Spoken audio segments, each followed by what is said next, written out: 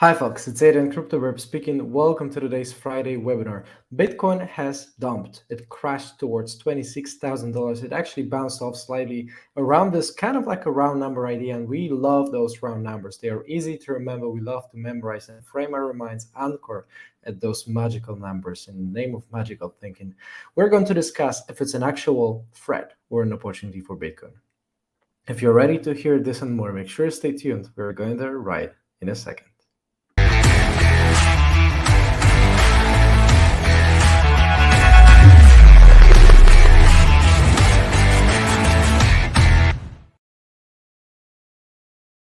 Hey, how is it going, everybody? It's Aidan CryptoBurp speaking to you on today's beautiful day, beautiful Friday. Every day is beautiful because I have the chance to talk to you and actually teach you a couple of valuable tricks and tips, maybe that it can help get yourself better results in trading, get more profitable, right? Trading is not easy. Trading is actually also very boring. It shouldn't be the one that you kind of like just you see portrayed all over the media when you type in the Google the cryptocurrency investor or trader. You're going to have a guy with 50 different screens in front of him, right? And there are going to be like two phones. One hand, on one hand is calling for a short, and on another one he's buying an option, or something. So it's not really how it looks in practice. And practice trading in reality is very boring. And it should be boring because if it's boring, it means that you do not attach too much emotion to that. And that is actually good, right? So following certain fixed guidelines and rules upon predictive power of technical analysis can actually give you profitable results. And that's about it, right? So to speak about Bitcoin, to talk about Bitcoin, we have to understand that Bitcoin is one of the markets, right?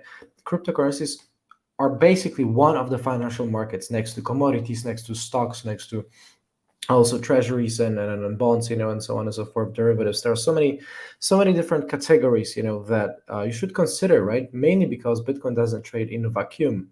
So what it means is that all those markets are correlated somehow, one way or another. They're correlated positively or negatively, and they're going to fluctuate. And at times they're going to move together in one direction, or the other times they're going to move in the opposite direction. So in order to understand what is happening with Bitcoin, we have to put it in a broader context, right?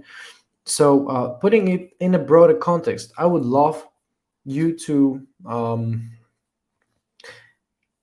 get a deeper look, basically, into what's going on in the markets, right? We're looking at a little bit of a down day for the Dow Jones Industrials. You were looking at one and the same, sort of like a range-bound thing, pattern, if you will, right?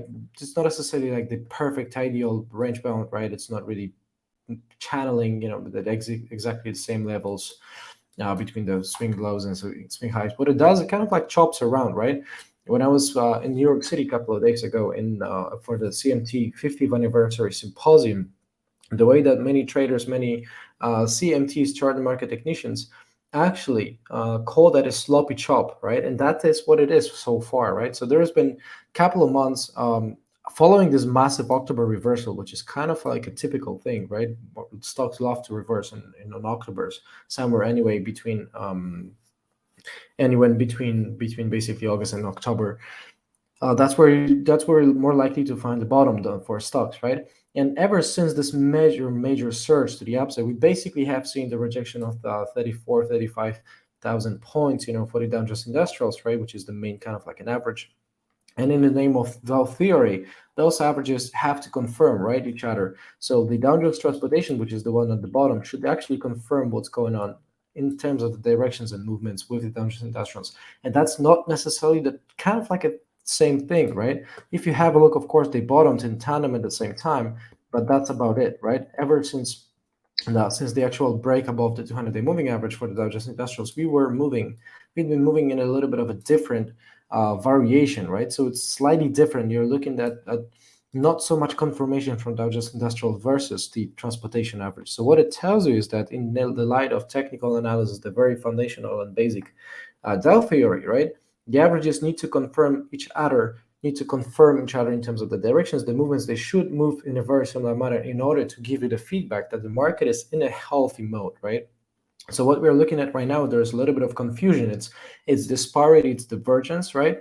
And it's not necessarily something that is at this present moment extremely, I would say, bullish, it's more bearish, it's mainly indecisive, right? So we are looking at this major reversal to the upside, of course, the moving average on a 200-day basis. So it's not coincidental. It's 200 days in sequence, moving in one direction. That's what it tells you, or basically since April, the 200-day trend is moving upwards, right? So it's a bull market. That is what it defines a bull market. The declining 200-day moving average, this is basically classified as a bear market. We went for some sideways period, more or less, and then we kicked off a new leg to the upside on 200-day average, right? So it's there's not much argue. There's not much place to, or points to argue, basically, right? It's moving up, and that is objective, right? Because the line is moving up, this trend is moving up. This represents a bull market, and there is not much room to discussion because that's not an opinion. The fact that the line representing the trend moves up is a fact. Okay, so we're in a bull market, especially following this major massive surge and recovery. So right now, basically kind of like chopping around on the sloppy chop, this puts a lot of, I should say, stagnancy, especially if we are starting off this worst 6 months of the year, as my good friend Jeff Hirsch, expert in seasonality, the best expert in seasonality that I know, is naming that, right?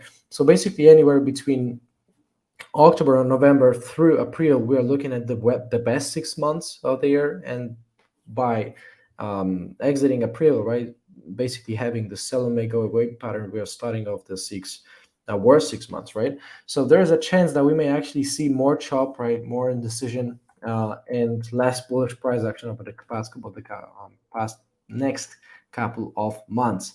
That's what I wanted to say, right? So otherwise, it's not really in the perfect and best conditions. Then if we're looking at what was that, 90 days, there we go, right? Not related to S&P 500, the actual percentage returns, the performance of certain ETFs, certain sectors of stocks. What it tells you is the most leading one, the top right corner, is communication services with 24% year-to-date performance, right? Then you have technology, 22% approximately. Then you have a little bit of space beneath, and we're looking at the consumer discretionary at 16%. So the cyclical stocks, the ones that should be actually performing well, are leading, right? And they're leading with quite a strong disparity, quite a strong leadership. So we're talking about 24%, 22%, 16%, right? This is the leadership group. And then everything below is 4 through minus 10%. So this is a distinct leadership. There's not much kind of like a room for, again, I should say, argument. It's clear that this distance is the actual, percentage, like a big percent difference, right? So arguably, the stocks that should be performing well in the bull market are performing well, right? This is basically what is in the typical sector rotation model, right? Which basically tells you that even though the economic cycle, may be tumbling just the way it is right now, right? There's still a big risk of recession. We're going to talk about it shortly, right? So the orange curve represents the actual bull market or a bear market, right? So this is financial cycles. There are no bull markets or bear markets in the economic cycles, right? Forget it. The bull markets are present only in the financial cycle, not in the economy. That's a different perspective. That's a different type of a cycle. However, what this model assumes is that the actual financial markets, be it as simple as the stocks, as the S&P 500, that they actually lead the economy cycle by 6 to 9 months on average, right? So the peak and trough basically on the stock market is leading and preceding by 6 to 9 months what's going on in the economy, right? So the technology, consumer discretionary, and consumer communication services, this is the trio that should be pumping in the typical bull market, right? And they are the best leaders right now. They're literally the best leaders, right? So what it tells me is that this is a perfect confirmation that we're actually in the bull market, right? Because the stocks that should be leading in the bull market, they are literally leading that series of profits and movers, right? So it's another confirmation. Then if we have a look at consumer discretionary versus the consumer staples, XLY versus XLP relative strength ratio, what it tells you is that, well, the trend has shifted, right? It tells you about the actual relative performance and relative preference, right? So it tells you about what traders, if you are to face a choice, pick one sector, right? Pick one ETF for a sector X or Y, consumer discretionary, such as durables or cars like Tesla, something that you can afford when the times are good, versus the defensive goods and basic goods like beverages, foods, right? So consumer staples. So when you are faced to face the choice as an investor, and you face and you actually pick one over another, this is what translates into a decline or incline in the chart, right? So on average, we can definitely tell that this relative strength ratio, this risk on versus risk off, this cyclical versus defensive, this bull market or versus bear market ratio, in a way, has definitely shifted in a way, shifted in the angle and this category of a trend, right? On 200-day relative average basis, what it tells you is that for the 2022 as a whole, only did decline and nothing else. And only it hadn't been until 2023 that the market actually ramped up and shifted very aggressively to the upside, breaking above this major trend, right? So again, this is no support resistance play. Forget like some anchors numbers. This is not a directly tradable chart, right? What it actually shows you is the relative trends. So the trends are the keywords, right? So here, by observing those long-term trends filtered, you don't even need to observe much of this kind of like single individual bars. I know in this bar chart, you may even turn it off and just focus on that actual blue curve, right, representing the long-term trend. And what it tells you is that, well, there has been a shift, right? The line basically moved like that, and then it's kind of like got almost flat. It's declining still, however, the pace of decline is definitely much more acceptable. Still, though, we want to see that the best confirmation from the relative strength, kind of like again risk on, risk off environment, so that there is no doubt about the bull market, no doubt, no indecision. It's just straightforward, plain, right in your nose, right in front of you, right in your face, right. We would probably want to climb higher to and above 200-day moving average, right. So one story, what I think is relevant is that by observing this major shift in the direction and the slope of the 200-day moving average, you can actually, again, understand the direction of the preference on a relative basis between or among the investors. And if most of the investors actually choose the aggressive approach, the XLY, over the XLP, which is defensive, this tells you that the market is in the proper bull market also, not necessarily, not all, not only from the price perspective, but also from the kind of like investor sentiment, because this is the direct translation of sentiment. Hope that makes sense so far. Please let me know if there are any questions. But guys, there is Yak or Jack Walker. Good to see you, buddy. MZ as well. Good to see you. Hey, please, by the way, let me know, guys, where you're writing from, where you're watching that from. Some people I know are watching. I have just visited Turkey, right in Istanbul. We had an excellent conference up there. Lots of great people in Turkey. Lots of great people also in the United States that we visited. So there are many beautiful countries. Let me know, guys, how you're actually doing and where you're from, where you're writing from. This is pretty interesting.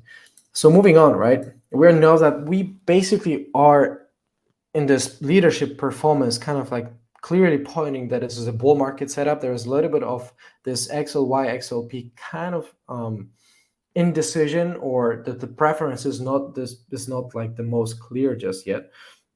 So arguably, we are in a little bit in a waiting mode, in a waiting zone, right?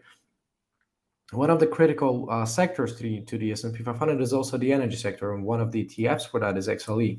So by observing the XLE price action of this ETF, you can literally deduct and make conclusions, draw conclusions about what's going on in the energy market, right? And the energy is important because the energy works like a hidden tax. The higher the energy costs, the less money is left in your pocket that you can use as disposable income to invest in financial markets, right? So the less liquidity there is, the higher the energy prices are.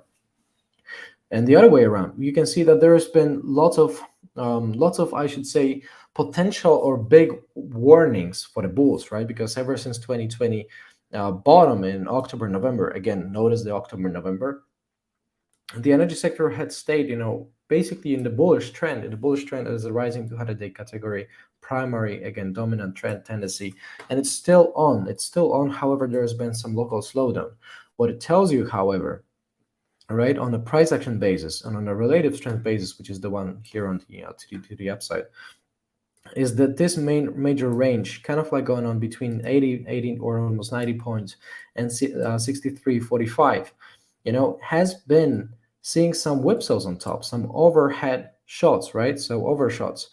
And what it tells you is that there's been some proper reversal techniques applied that were giving you the feedback of the market reversing, right? You had the double top pattern. It kind of like just undermined, I think, a little bit of a target to the downside. It didn't ever reach its full target just yet.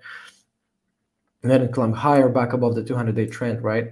However, what is notable is that the relative strength of XLE versus SPX versus the S&P 500 is basically declining, right? There is this continuous decline, and if you compare the actual lows and highs, right? So see about that. See about the high and the low, all right? So if you have a look, then we are actually making a lower low on the relative strength ratio, right? We already made a lower low, and we are still above the higher low, or we're still in the higher low, kind of like on the XLE price action. So what it tells you is that the relative strength is often again showing this internal intrinsic preference for XLE versus SPX, and this ratio declining tells you that the SPX is actually outperforming the XLE. And what it tells you is that there's internal preference, this unspoken agreement in the sentiment that the investors feel is that the XLE is a worse choice than the S&P 500. This is a bullish thing, right, on average. So declining relative strength ratio often precedes the price, right?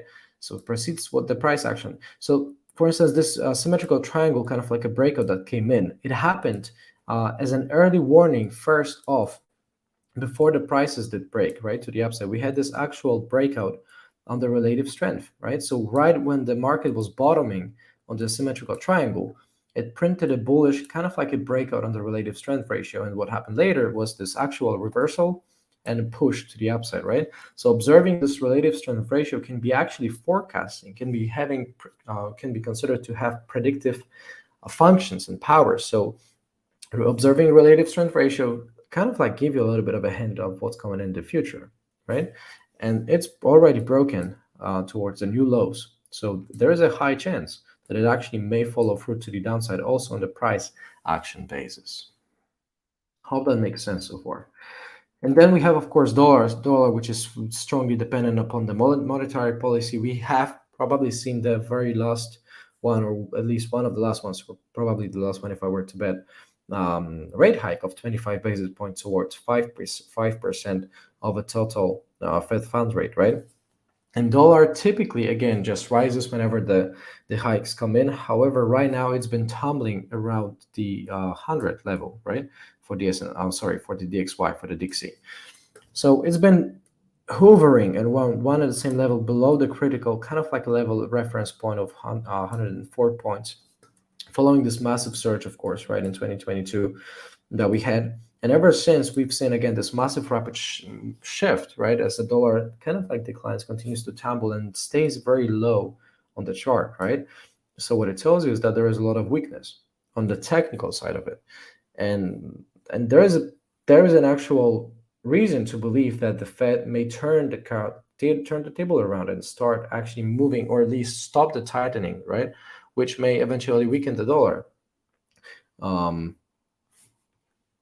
And if the dollar is basically weakened, it is bullish typically for the risk assets, for like cryptocurrencies. Anything that is priced in dollar, when the dollar becomes cheaper, that prices of the other assets just can actually easily incline. Still, so if in the light of momentum investing, you want to be long strength and short weakness. So long strength is basically leading quadrant of the RRG, relative rotation graph, by an excellent Julius de Campanauer, my good friend, who is an excellent author and creator of this marvelous tool. So you want to be on the portfolio basis. You want to be long on the assets that are leading and short of the assets that are actually lagging, right? So the bottom left corner. So the lagging ones are the energy, which is the one that I just talked, right? The XLF, the financials, the XLB materials, industrials, XLRE, which is the REITs, real estate. A little bit of improvement and an actual nice sharp tail for the XLU, which is utilities, and XLD, which is healthcare, right? XLP, consumer staples. So this is a trio of defensive stocks, and it's kind of like, again, gaining on the relative strength and relative momentum. It's getting closer to the interception of 100 and 100, where the S&P 500 is, right? However, it's still the leading quadrant is actually occupied by the XLK and XLC, which is fairly positive, right? So you're still on the portfolio management basis, you want to be long strength and short weakness, if that makes sense, right? Then again, this is giving us a broader context for what to expect in Bitcoin. Bitcoin is not trading in vacuum; it is actually strongly correlated with the stocks, right? With S&P 500. And this correlation is, of course, dynamic. It changes over the time. However, what matters the most is that we should observe Bitcoin relatively in a relation, in correlation with the other charts, right? So if that makes sense, then basically we're looking at Bitcoin, and right now, of course, this steadily declining volume on average, which is pretty often, pretty common, right? You can spot that pretty often, especially when the sideways kind of like a pattern moves. So what happens is typically when you have a surge, when you have a breakout over a critical resistance level, it starts to consolidate, and the more it consolidates, the longer it consolidates, traders would most likely kind of like take up the profits, right? Driven by the loss aversion, irrational behavior, because they fear that the market is going to turn, right? So without this fear, they would probably hold on to the winning positions. However, this fear makes the market irrationally and close their positions just because it faces this, you know, imaginary resistance, right? Resistance is only obvious in hindsight. There is no rule or certainty giving you that what you're actually selling is an actual resistance, right? The fact that there might be some resting orders, in the order book, may be easily changed and deviated, right? You can just take away the order, and the order block, or the sell the wall, sell wall of sell orders of the asks. It just basically disappears, right? And then what? So resistance and support levels are kind of like only seen in the hindsight, right? Until you really observe the actual loss of momentum, right? You never know when this is a support or resistance. That's true that we actually love to frame our minds and anchor those easy to memorize numbers like 20,000, 30,000, 40, 10, and so on and so forth. So there is slightly higher chance that if we get towards these areas, we may see some overhead resistance or support. So technically speaking, again, we are looking at this actual consolidation pattern, and what happens is this belief and this actual loss aversion, the biases, they tend to escalate as the longer we consolidate, right? The more disbelief there is, the more fear, right, that the market is actually going to turn, and the more the fear, the greater the irrational behavior technically becomes, right? So it is fairly typical to see less activity and more uncertainty, more indecision, the longer we develop on that, right? However, also the longer we develop, the more orders kind of like, again, just move towards those diagonal levels or those horizontal levels of support and resistance, because that's the way it kind of like works, right? So many traders would sell off before the levels kind of like reach this critical horizontal resistance levels, lowering this actual point of a turning, right? And the lower turning point actually often kind of like gives you those consolidation that tends to narrow, right? That tends to get narrower towards an invisible apex somewhere over there, right? And what is critical is that there is no guarantee that it breaks up or it breaks down, right? It's only kind of like obvious in the hindsight and retrospect. However, what matters is that we can observe the trends. And we know that the 200-day moving average, the simple one or any other form, is basically moving strongly to the upside. And this is a bull market line. Again, so by me saying, if I say that this line is going up, it is a fact, right? And it is not going down anymore, right? And people would say, yeah, this is of course like false. This is not a bull market because look at this side of the line, and then it could decline for a year, and it doesn't matter that it declines. So that is an example of conservatism bias, when we actually choose to prefer and focus overweight, outweighs something that we had seen in the past, right, over what is going on right now. In fact, the recency, is biased on its own. However, there is likely better in decision-making process when you have a look at the prices that are actual current and present, rather than you trade what was going on a year or two ago. So imagine making a decision about the price of Bitcoin from 10 years in the past, right? It doesn't have much influence or correlation with what's going on right now, which is why this typical technical principle is that you want to watch and focus what's going on closely to the right side of the chart, right? And allocate less conservatism on what's going on the left side. So focusing on the right side, we know that the trend has turned.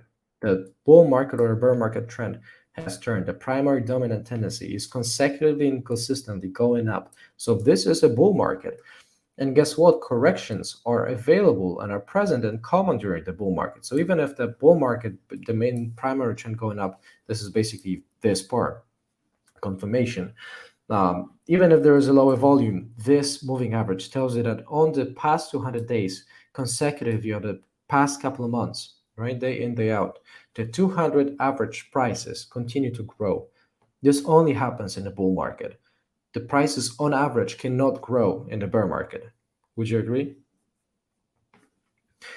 Right? So knowing that this is a bull market, each and every single correction, even if it's a medium-term correction, is actually an opportunity, because we love to always frame our minds and search for those easy to use solutions that apply this magical thinking, this heuristic, this learned behavior to buy the supports of the resistance, or to buy the moving average, right? So this 200 the moving average is right now kind of like around $22,300 approximately, can serve as an actual support.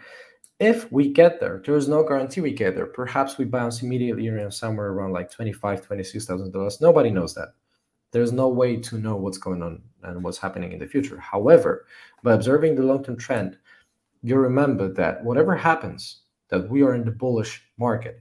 And if we're in the bull market, then technically those corrections can be a gift. You can consider them a gift, especially if you're a mean reversion trader, right? If you buy against the trend, and if you buy something that is getting cheaper, not something that is getting more expensive as I do, right? Then you could consider this one a gift. I hope that makes sense to you so far. MZ is asking, curious to hear your take on the current bull market while leading into a recession, and what do you think to identify potential trend shift. So that's the point, right? The markets lead the economy by 6 to 9 months. So it means that those are two different things, and the markets actually often rally into the recession. So have a look, right? Where are we? Here. Markets lead the economy out of the recession to start with. Recession is basically contraction, right? So it's a kind of like a downside movement on the GDP, downside movement on average in the economy as a whole, right? And GDP is one way to observe that. And what happens is that during the actual greatest tumble, the markets rally the most. The market is the orange curve, and the economy is the blue curve, right? So the markets turn, and because the markets turn, they actually give a kick to the improving to the economy to start worsening, to stop worsening, to start improving, right? So there are 6 to 9 months between markets and between the and the economy. So that said, we cannot base technical trading on the business cycle. We cannot base our trading decisions based on recessions or expansions, because there's 6 to 9 months of lag. So if you make a decision with the current chart, or with the current, again, looking at the GDP or current recession or whatever, then you're applying immediate half a year at least of lag to your decision about the finance, right? So those are two different things, finance and economy. Those are two different things. Economy is led by finance. Okay, so if you want to trade finance, focus on the financial markets and leave the economy itself, or like just cross it out, right? Don't pay attention, because as a technical trader, our job, my job, your job, as a technical trader, you assume that the market discounts everything. So you don't need to track what's going on in the economy. You don't need to track what's going on in the pandemics. You don't need to track what's going on with the wars and everything, because the chart eventually spits out, discounts all the information like a machine, right? Gives a mix of all of that, stirs all this mixture, and it spits out the price chart, basically giving you information discounted, right? So you don't need to basically watch that. You don't need to worry too much, right? The markets, in fact, often rally very well during the recessions. So recessions are most likely bullish, if that makes sense. Good question, though. Uh, Crypto 101, King of CFDs. Thank you so much. God bless you, my friend. So yeah, this is again the context, the bullish context of Bitcoin, right? We're in the bull market. We're in the bull market locally. This is typical to see volume decline as the sideways pattern kind of like builds up. It's difficult to give a one name. Perhaps it's a little bit of a head and shoulders pattern, right? It actually looks like head and shoulders. So if you were to apply typical measured rule movement, right, 31 to 26 or 27 is basically $4,000, and 27 minus 4 gives you basically $23,000, right? So you could argue that if this is an actual head and shoulders, and that's yet to be confirmed, that it may take you and place a target somewhere around the 200-day moving average, which may give another reason and magical thinking for traders to believe it's going to happen. And because traders believe it's happening, they will move their orders in a way to get ready for that. They will not buy here because they would target an anchor at $23,000, and hence there is a gap of orders, right? Of an empty market, no liquidity, when the market can actually drop towards 23,000, right? So there might be some actual causality there as well. So otherwise, if I were to give you a little bit of a deeper look on what's going on the 200-day baseline, right? This is the Barbicator Pro's adaptive moving average.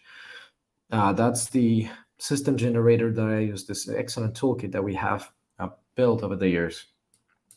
And what it tells you is this is a little bit of more sensitive price action, right? So if you were to compare the typical 200-day simple moving average that is publicly available, the buy signal as in the breakout, or the confirmation for the bull market, happened only in March, right?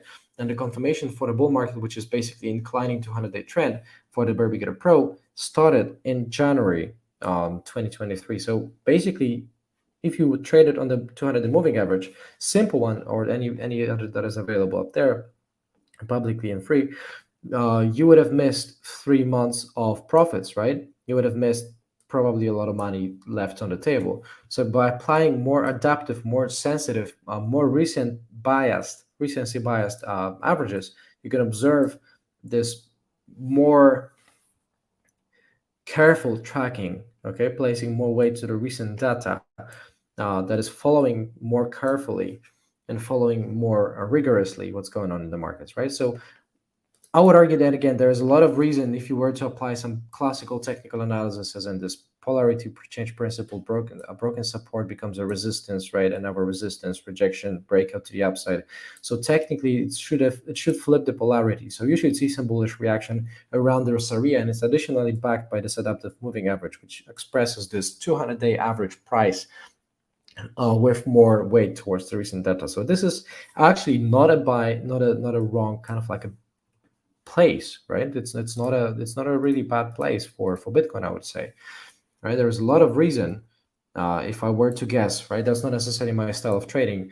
I may add in something more on the long-term basis, right, as in get some long-term holds. However, it's not my main source of trend following. My trend following is actually on the trend following breakouts, right? So it's a little bit different strategy and methodology here. Again, there is a lot of reason to claim that unless it actually just dumps towards 22, $23,000, like immediately, right? There is a nice reason to believe that even if it tumbles, even if it gives you a little bit of trap, whipsaws and liquidity grabs, whatever you name that, it may actually still continue in the direction of the actual trend, because the trend following the momentum principle suggests that the trend will continue more likely than it will reverse. So if the trend is up and it's strong and sharp to the upside, then the bigger odds, the better odds you've got for assuming that it's going to continue rather than to reverse like immediately. So again, ignoring those local temporary kind of like fluctuations, you may take it to 25, maybe 26. Oh, it's already down to 26, right? So maybe you take it 25,500, maybe it takes you 2025. Who knows? We don't know the future, right? What we know, however, is that the market is moving up sharply and aggressively on the past 5 months of data, right? So again, if I were to answer if it is an actual threat or an opportunity, this is probably the best opportunity, as in getting the mean reversion levels, getting close to that perfect actual technical level. Technical analysis often works because many people see the same patterns, right? So it becomes a little bit self-fulfilling. But even if it is self-fulfilling and not native to the chart, then doesn't make it not true, right? So the actual result is the same, and the people pay more attention to those levels that are actually easily seen. Um, Somehow they anchor at those levels and place more value, right? And they would not buy until they see a certain level. They will not sell until they see a certain level.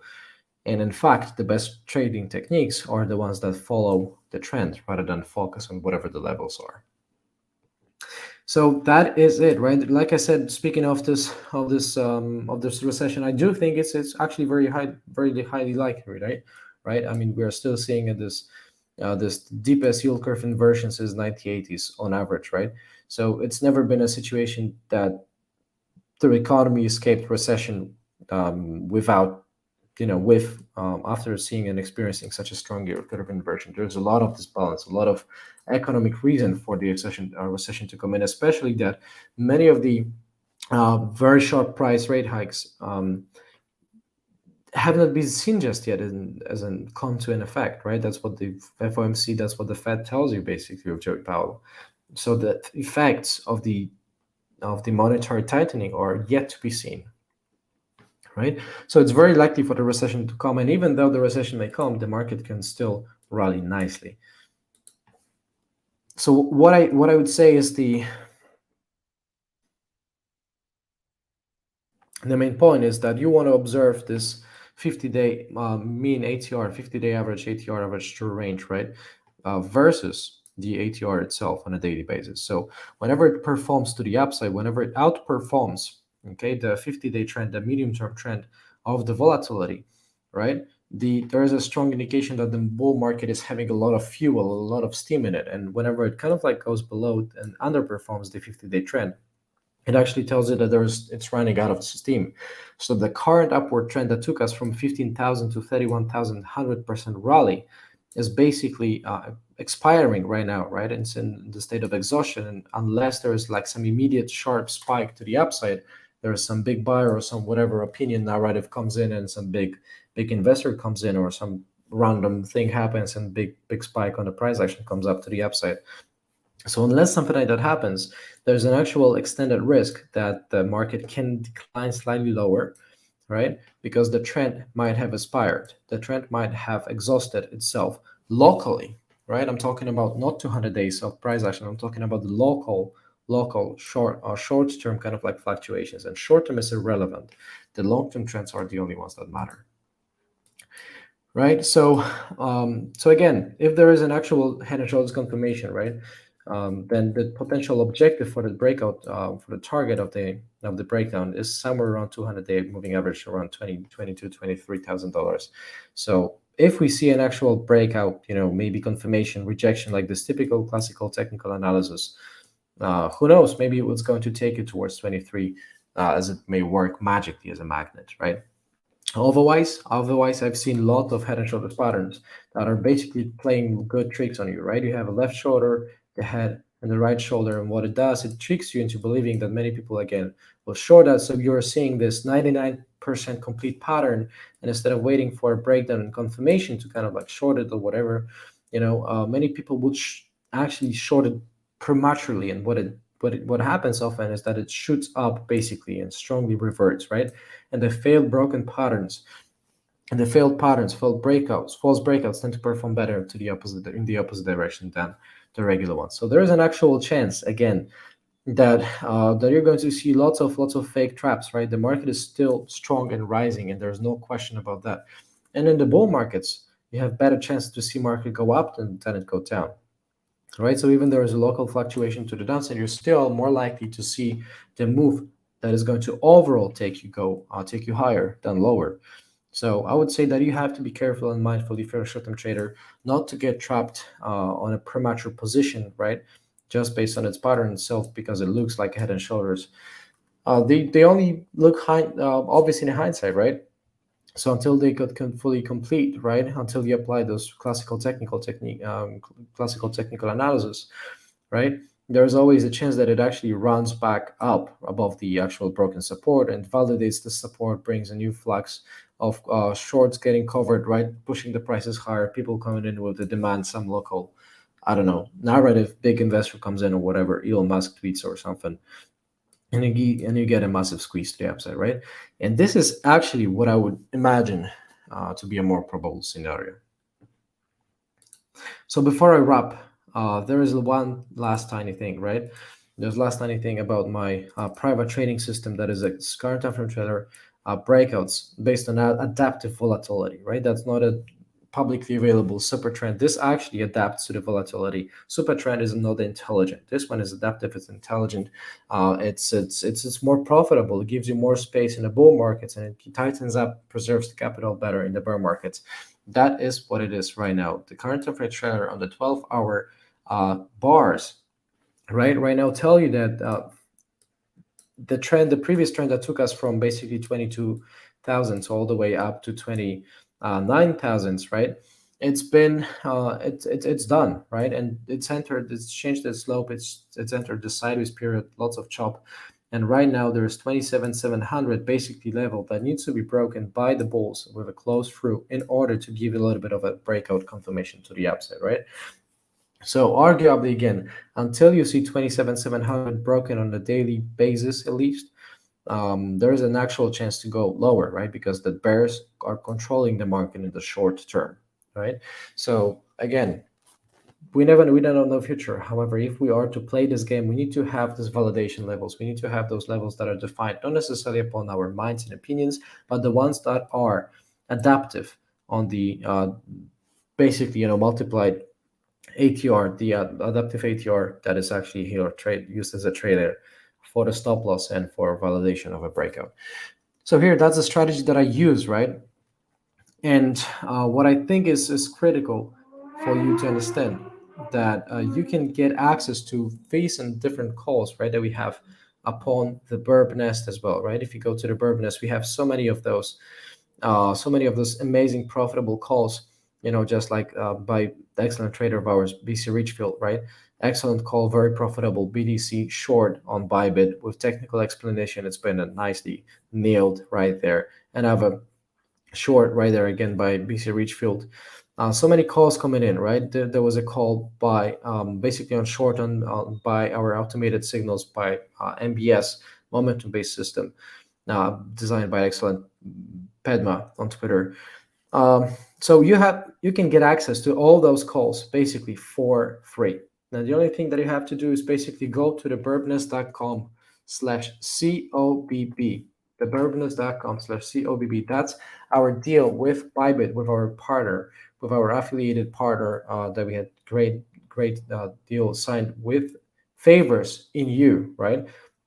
So we kind of like with the partner, we only split some exchange fees, right? It's that's the way that exchange works. They take money basically for your fees for your transactions, and by doing that, by getting into the actual calls only deal with Bybit that we prepared for you, you can get access to our premium calls for free. You will pay zero.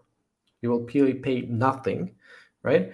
And there is a chance it's an option. You can of course choose to pay monthly and still get charged $100 or even almost 1,500 a year, if you will, right? Otherwise, you can choose the free membership with our partners that we got this special deal designed for you, right? That if you follow the steps actually listed and named below, you're going to get your active subscription and membership to our calls, right? So you can get all those calls up here. And there are plenty of those. Some of them are automated, the other ones are basically confirmed, right? Here's another confirmation for for BTC short for the third take profit point basically smashed overnight. So lots of calls, lots of shorts, lots of longs whenever the market goes up or goes down. We're playing both directions, and you can get free access to those by registering at theburbness.com/COBB, right? So go to theburbness.com/COBB, follow the steps. It's very easy, takes a couple of minutes, and you're done. And you're not only saving 1,500 a year or less, right, or more, you're actually giving yourself a chance to take the opportunity. And the opportunity cost for not taking and missing out of all those calls, missing out on this opportunity is actually way, way bigger than you can imagine. So that's it. That's it. I really appreciate your tuning in, everybody. God bless you. Thank you for tuning in. You have done a great job by tuning in. You're giving yourself a chance to learn more, to get better at trading. And if you register with the link literally listed at the bottom of the screen at theburbness.com/bybit or theburbness.com/COBB, you're going to get access to our free access to our premium membership, right? How cool is that? God bless you all. See you around, and I see you in some time next week. Bye-bye.